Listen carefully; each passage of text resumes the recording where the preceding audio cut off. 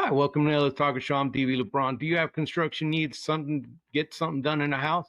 Check out K&H Construction. Chris Helms, local guy from Waxahachie. Let him know DV LeBron sent you. Mr. Jon Garrett, thank you so much for coming on. Thanks for the invite, DV. Glad to be here. Well, like I told every candidate this election season, thank you for wanting to serve your community in elected office and these rough and tumble things that are Ellis County politics. You really took a big swing. This is a big office, cover a lot of areas, and you just jumped in. But what motivated you to do that? Well, there's a few factors, DV.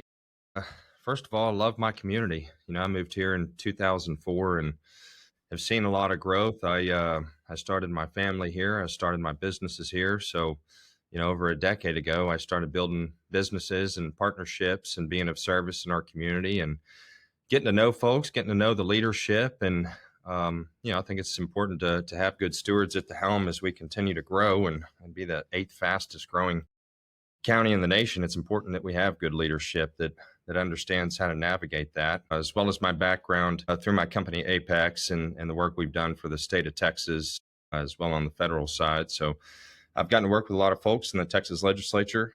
I worked with Governor Abbott quite a bit through Operation Lone Star. So lots of experience working in Austin, working on the border, various investments throughout our community, ultimately led to the decision to run for office. Given that experience, the resources, I saw a great need. To be honest, I just didn't like the way we're being represented. I didn't see things getting done that I thought were important. And I believe that what I bring to the table can start getting some of those things done. And, it takes if there's something that I've seen from interviewing all these candidates for, the last 5-6 years, is that it takes a lot, from your family takes hits because you take hits.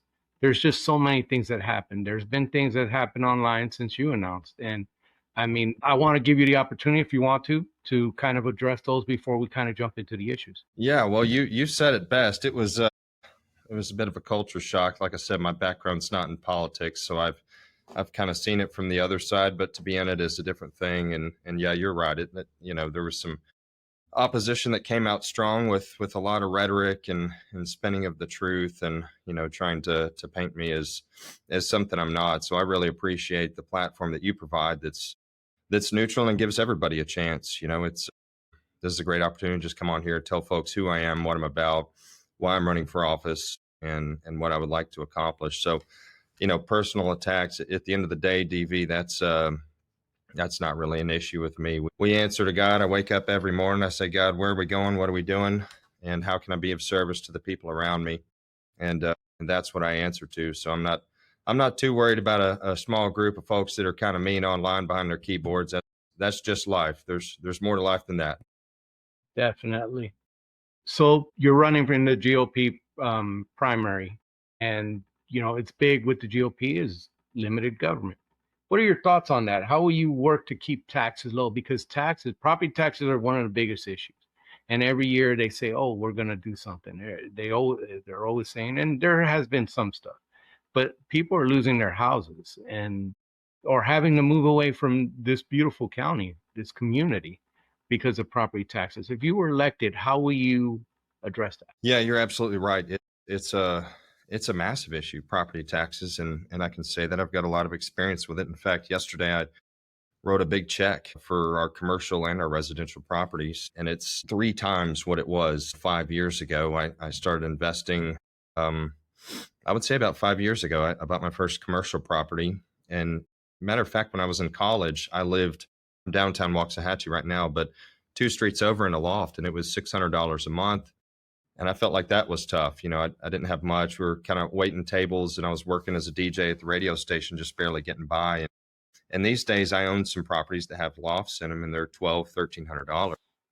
So I'm not sure how our next generation, the folks coming out of college or people that are in transition or trying to get their feet under them, can do it. I mean, this is a massive problem when you're having to pay $1,300 a month and in rent, or you've worked your entire life to purchase your home and you're essentially renting your home back to the government. That just doesn't seem fair to me. So we absolutely need to do something about it. And there's a lot of ways we can do it by capping the amount. I know Governor Abbott's put forward a really good plan when it comes to property taxes and eliminating those. there's steps to it. It's not something that, as you said, politicians get on and we're going to wave our magic wand and we're going to solve all the problems, and then election season's over. And here we are talking about the same thing 2 years later. So there's some steps to it, but a good step in the right direction is capping those appraisals, 10% down to 3% on what we can go up, make it reasonable. We need to require a vote when there's a tax hike.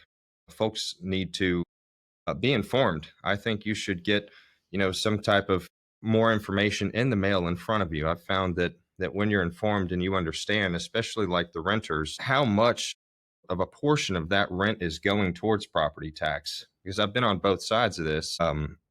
And where it used to be 600, now it's 1,300. You understand how much of a chunk of that is property tax. So we absolutely do need to eliminate it. We need people with real experience that can get things done in that regard. And that's where I think having a background in business and numbers gives me an advantage over your career politicians that are just saying the same thing over and over. I understand how to get in there, cut wasteful spending, so that if we do eliminate these property taxes, then those impacts will stick. And it's not just us trying to solve the same problem every 4 years, 2 years. And it's always good to know the candidate's principles. How do you stand on limited government? How will you approach, thing when budget times come and, like they had a big surplus, and when budget comes, how will you approach that? How will your vote, what will motivate your vote? Yeah, I think when it comes to a surplus, DV, I mean, that money should be returned to the people. I believe that we should have as much freedom as possible. And I know there's, again, going back to your original sentiment, that there's a lot of rhetoric out there that, I'm some type of hidden Democrat planted here by the Austin swamp, but that simply isn't true. I line up absolutely on conservative values and I'll fight for that. And one of those things is limited government. We should have as much freedom as possible. And being a small business owner, I really started from my garage when I was in college, and understanding the costs associated with starting a business and operating a business and hiring people. And when you look at it, I mean, we are being taxed from every direction, and it's becoming increasingly almost impossible to get forward. It's as if we're working for the government in every direction. So I think we need to take a good, long, hard look at that. As I said before, I've got some good friends down in the Texas legislature that I've worked with, and there's been talk of starting the first business caucus down there, which I've been invited to if I do get in office. I look forward to getting in there, and it's a group of legislators with a business background that understand numbers, understand cash flows, and understand how we can cut that wasteful spending, and at the end of the day, return that money back to the taxpayers. There's many pressing issues facing Texas, but one of them is definitely power. This weekend, during this little ice thing, I lost power. My neighborhood lost power, and it wasn't even anything close to 2021. What are your thoughts on the problem when it comes to power in the state, and what would you like to see done? Yeah, it's a good question. When it comes to energy, Texas leads the way. I mean, oil and gas is one of our greatest resources. It's abundant, and we've got a lot of new technologies that we can leverage to continue being the leader when it comes to energy in the U.S. But I was tracking ERCOT during the last freeze, and it didn't seem like we had issues at that level. So I would say the problems you experience are probably due to ice on power lines. And again, I have a little bit of experience with that. My company, Apex, sets up emergency infrastructure as well as military infrastructure. So when you talk about the ice storm of 2021, I was deployed across Texas and setting up base camps for first responders. And what you see there is ice building up on power lines, and these old power poles, they can't handle the weight of the ice and they end up breaking and tipping. So I think it would be important for us to assess that.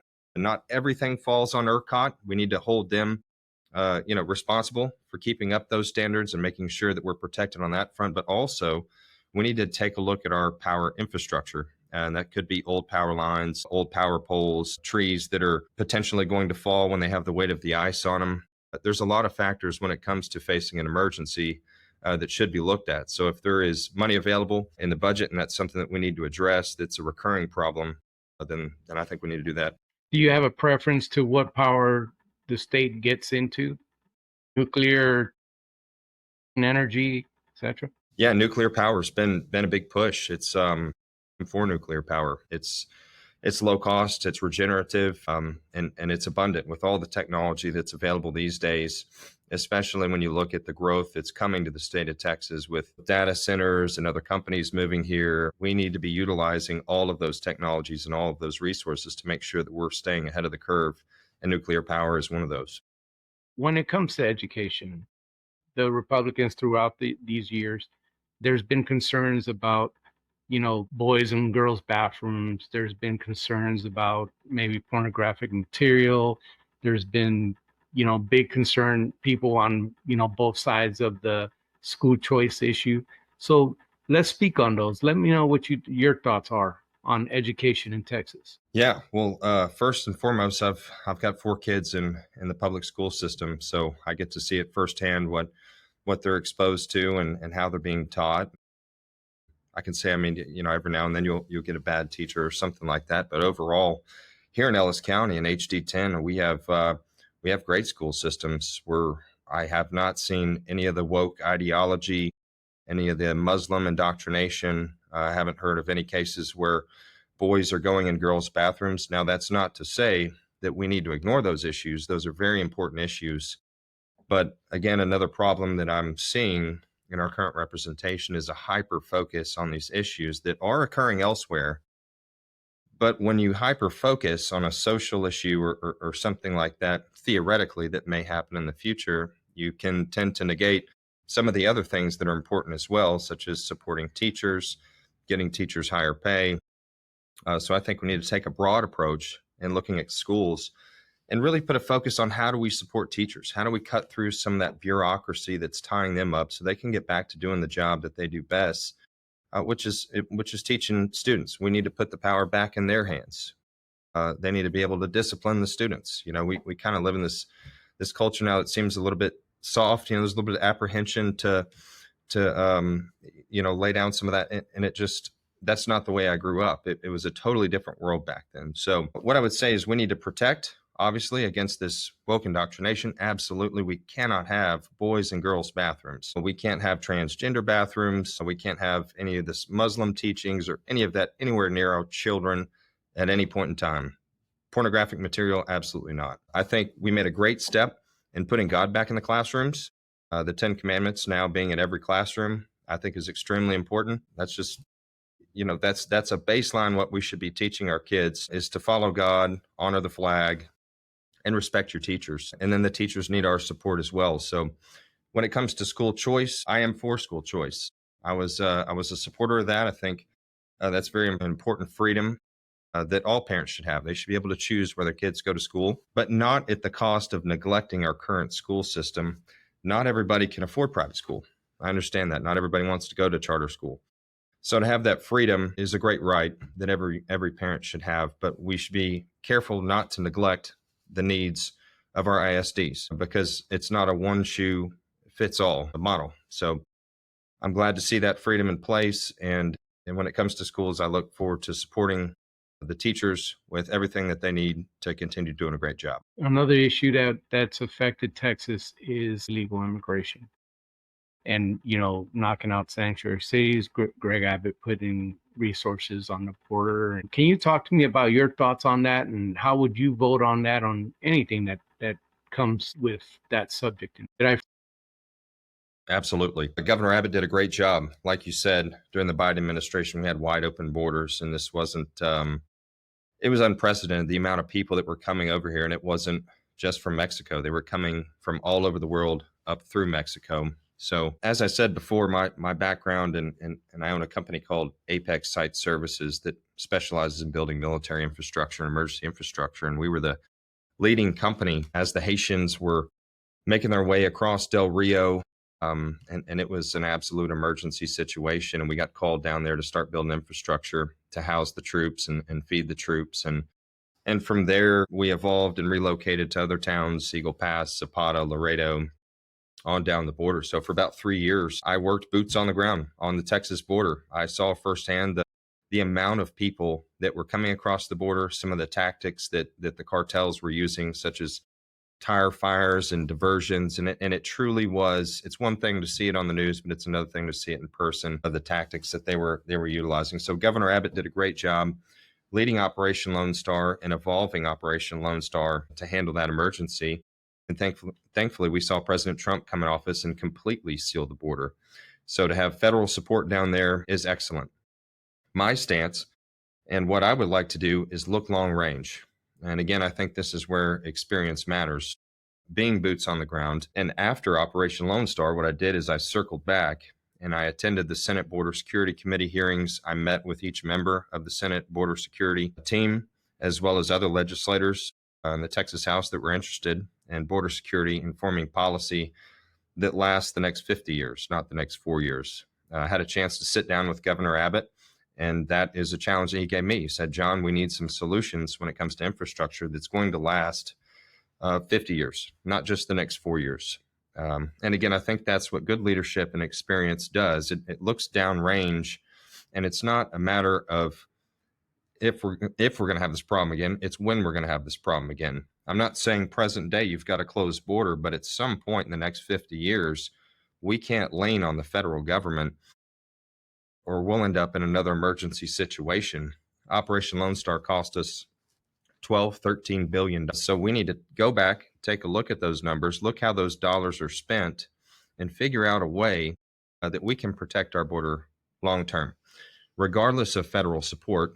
And something that I'm going to push for is this semi-permanent infrastructure all along the Texas border that we can scale up, we can scale down. There's a lot of technologies that we deployed during Operation Lone Star that worked. And again, I got to work with Texas Military Department, TDM, DPS. So I got to see all these new technologies, and they're fascinating. You've got drone technology, infrared sensors. You can set up these outposts completely out in the field, off the grid, solar powered, with minimal maintenance and operations, which means minimal cost to taxpayers. That way, in the event of an emergency in the future, Texas is prepared. At the end of the day, it's Texas's responsibility to take care of Texas. And I think that we should hire Texans to do that job. I don't think we should go out of state and hire other contractors or bring in other equipment from out of the country to do that job. I think we have the resources, and we certainly have the people here in Texas, and we can protect our own border. And I look forward to being part of that. Closer to home, these local governments have had to deal with MUDs, PIDs, outsized power of TCEQ, TxDOT doing what they do. You know, there's a lot of things that these local governments have had to deal with when it comes to state. How will you foster a relationship with your local governments to address their needs? Yeah, that's a great question. Talking about infrastructure, and this is another one of the big reasons that I joined this race, and I feel like I can represent us. I think good leadership starts with meeting with the other leaders of each city, each municipality, and getting an understanding. Where are we currently with our road projects? Where do we need to be? And then bridging that gap between our local needs and Austin. And that means setting up a quarterly meeting, with TxDOT, forming a close relationship with TxDOT, and being the connection between those two entities so we can ensure that we're getting the infrastructure needs addressed that we need addressed. When it comes to MUD, I think that decision should be left at the county level. I think the county should have a say in what we're doing with the MUDs, not TCEQ. I think you need local elected officials with a good understanding of what's going on locally, with a local voice, to be making those decisions. But first and foremost, we need the infrastructure here in Ellis County, being that we're growing so fast. And like I said, I moved here in 2004 when you could, park sideways downtown and nobody would even notice. It's not that way today. We need work on our roadways, and we need to go back and start rebuilding some of those bridges that have been burned, and with the water department, with the water board, with TxDOT. That is the job of the state representative, is to be that conduit between the local and the state to ensure that we're getting the funding and the attention that we need to projects that are most important, that really affect quality of life for the residents of HD10. The incumbent, Brian Harrison, is known as a firebrand. He goes in there, and there's definitely some problems between, how they see each other. There's a lot of political stuff that happens in Austin. And, Brian is very vocal about that.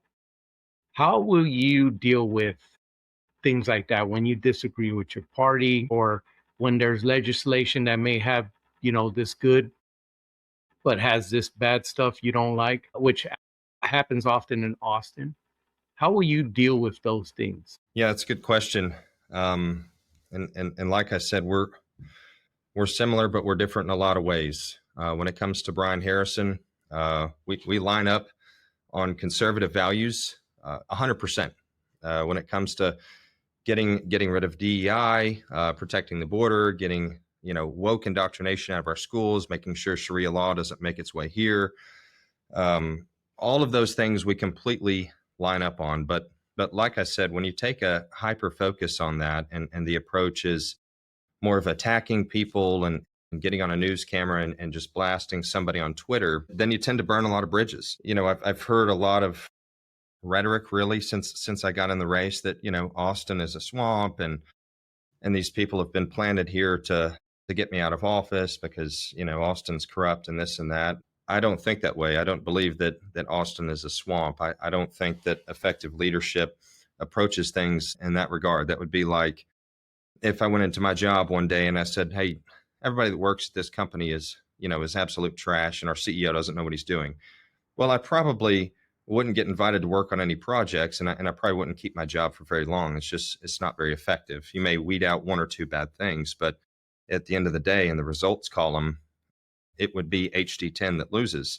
If we don't have a good representative that treats people with respect and understands how to get things done, then at the end of the day, it's HD10 that suffers. So my approach to this is to go down there. And again, my background is in business. I'm not a big talker. I don't have a big Twitter following, and I don't have any special interest groups that donate to my campaign. I understand how to get things done. I've built a lot of things in our community, multiple businesses, all of which serve our community. So there's a purpose tied to it that's greater than myself. And that's important to me. And that's essentially why I'm running for office. I love my community, but at the end of the day, who I am is a person that's driven by faith and hard work. These things are the most important. So if you keep that on the forefront, I think there's a lot of good people in Austin.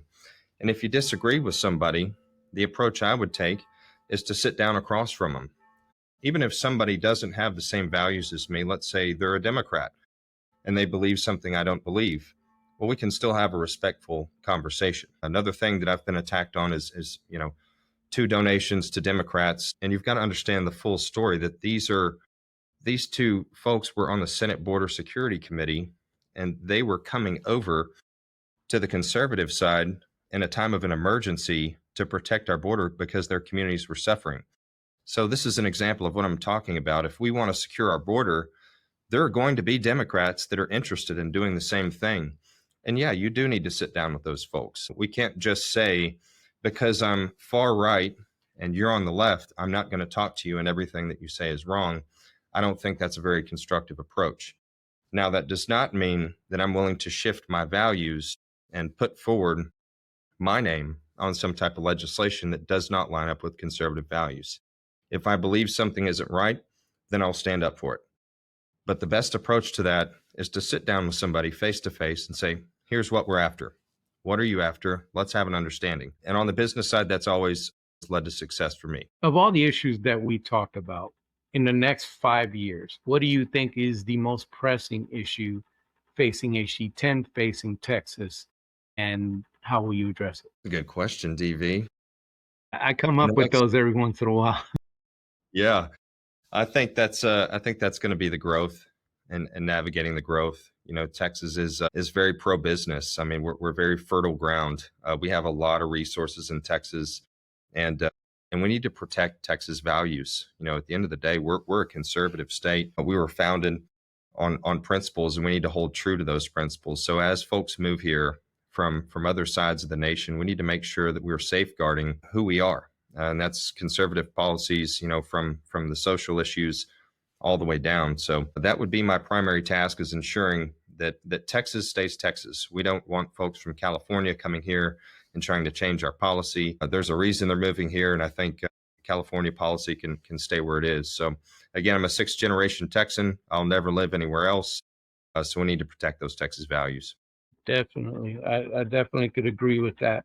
If voters could remember one core promise of your campaign, what would it be? Another good question, DB. What you get with me is what you see. At the end of the day, I'm in this for service. So I have an open door. If you've got something you're concerned with, whether you're just a normal person on the street or you're another leader in our community, I want you to be able to come talk to me about it and let's figure out what we can do. If you elect me, I'm your voice. Essentially, I'm here to serve you.